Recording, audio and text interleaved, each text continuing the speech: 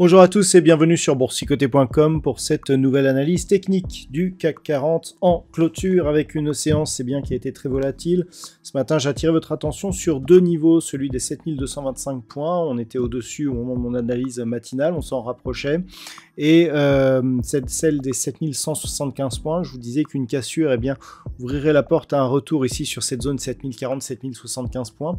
On y a cru, on a commencé à casser ici, on est donc revenu marquer un contact sur la bande de Bollinger inférieure et on confirme donc l'orientation baissière puisque nous avons un nouveau plus bas significatif alors que nous n'avons même pas eu un contact ici sur la moyenne mobile 20 exponentielle. Sur le reste des indicateurs, on reprend une dynamique baissière, on est toujours dans la partie inférieure de la zone d'évolution, donc ça ne change rien pour les histogrammes du MACD. On avorte donc le rebond technique qui était en préparation. Au niveau du RSI, c'est neutre, et au niveau des volumes, on a une hausse des volumes qui sont légèrement supérieures à la moyenne, ce qui nous indique que sur cette accélération baissière, l'orientation dominante reste donc négative. Donc ça va un petit peu dans le sens que ce que nous avions auparavant. Alors tout cela est porté par une résurgence des inquiétudes liées à une possible escalade du conflit entre la Russie et l'Ukraine qui pourrait aller sur une frappe nucléaire. Donc les marchés sont passés en mode risk-off et on le voit sur les valeurs, mais puisque nous avons quelques hausses au niveau de l'indice, à savoir ici l'Orluxottica qui gagne de 0,5%, Thales plus 1,68%, Unibail Rodamco, Westfield, Dassault Systèmes, Capgemini sont sur des hausses inférieures. Et puis au niveau des plus fortes baisses, on a Kering qui perd 2,23%, Accor Hotel moins 2,20%, Vivendi Stellantis des baisses supérieures à 2%, LVMH moins 1,92%. Donc voilà, des fortes pondérations qui tirent l'indice CAC 40 encore une fois à la baisse. Et on le ressent bien ici sur l'évolution et sur la vue chartiste que nous avons donc sur l'indice parisien. Donc clairement, on reste dans une orientation baissière depuis quelques jours. Je vous indique que c'est la rupture haussière ici des 7320 qui nous ferait sortir d'une dynamique forte. On est toujours dans une dynamique forte. On a la moyenne mobile 20 exponentielle qui converge désormais avec la zone des 7365 points. Donc c'est toujours cette zone des 7320 qui éventuellement demain pourrait nous faire sortir de cette dynamique agressive si tant est qu'on arrivait à la casser, puisqu'au moment où je vous parle, c'est pas du tout ce que nous indiquent les contrats futurs.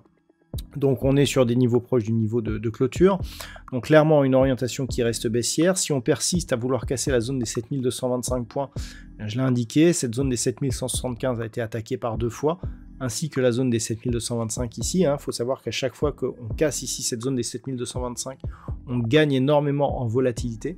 Donc ça, il faut en tenir compte aussi, on le voit sur ces deux bougies ici. Chaque fois qu'on a cassé, on est venu directement sur cette zone des 7175.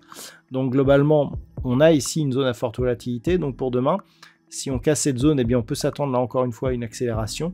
Et l'objectif restera donc sur 7040, 7075. Alors pourquoi ces deux zones? Tout simplement, ce sont les deux plus bas que nous avions eu ici lors de cette phase de forte volatilité qui avait amené à un plus bas, donc lors d'une séance le 5 août, on avait eu ici cette séance de capitulation, et clairement, c'est cette zone qui était empreinte de volatilité qui pourrait là aussi nous donner un objectif. Par rapport à cela, je dirais que pour l'instant, on ne voit pas trop les signaux qui iraient dans l'autre sens. On a un range ici, 7225, 7320. Tant que l'on est à l'intérieur de cette zone, on est dans une phase de consolidation, mais d'une dynamique qui reste globalement baissière et avec potentiellement une dynamique forte.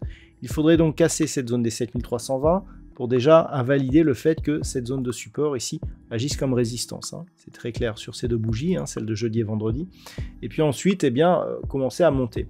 Vu la progression ici de la moyenne mobile 20 exponentielle, c'est sur une rupture des 7365 points que l'on pourrait commencer à avoir une zone de neutralité. Zone de neutralité qui monte jusqu'à 7570 points. Et ce point haut significatif ici, juste après l'élection de Donald Trump.